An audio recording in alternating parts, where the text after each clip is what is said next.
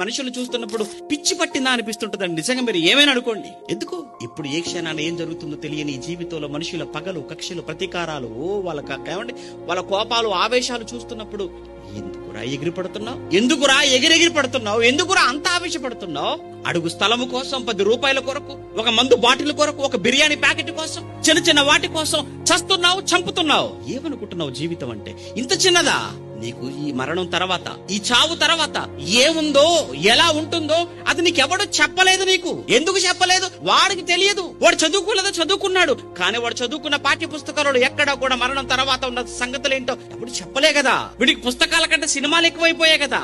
సినిమాల్లో ఏం చెప్పా చస్తే ఏ గొడవ లేదని చెప్పేసాడు. అది నిజం అనుకున్నాడు వీడు. అసలు గొడవ అంతా తర్వాతనే ఉందిరా, నీకు అర్థం కావట్లేదు. తర్వాతనే ఉంది అసలు జీవితం. ఇదేం బ్రతుకండి? గొంగలు పురుగు లాంటి జీవితం అంటే ఇది గొంగలు పురుగు లాంటి జీవితం. ఈ జీవితం కోసమా మీరు ఆరాటపడుతున్నారు? ఈ జీవితం కోసమా ఏదో ఆశలు పెట్టి పెంచుకుంటున్నారు? వద్దు. దీని తర్వాత నీకుంది అసలు జీవితం. దీని తర్వాత ఉంది చావు. తర్వాత కన్ను మూస్తే నీకు అప్పుడు అర్థం అవుతుంది ఈ జీవితం ఏంటి, మరణం ఏంటి, అన్ని తెలుస్తాయి. కానీ ఏమి చేయలేవు.